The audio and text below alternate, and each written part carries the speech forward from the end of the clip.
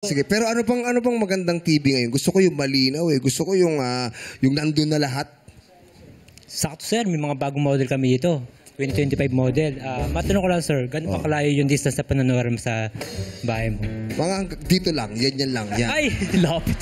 Ganyan lang, ganyan. Kasi gusto ko talaga makita yung mga pores ng mga artista eh. Meron talaga sila mga pores. Kaya gusto ko, pwede ba yun? Tablet kailangan mo sir. Ha? Tablet. Ba't marunong ka pa sa gusto ko? Ayoko nga ng tablet, gusto ko TV. Bakit ba? Bakit pa masama kapag masyadong malapit? Sakit sa mata, syempre, kailangan natin laga ng ating kalusugan, din yung mata.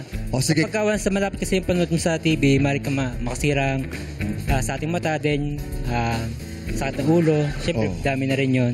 Ano bang gamot pag masakit ulo? Pera. Oo, pag nilagay mo yun dito, no? Kailangan natin yun. Pero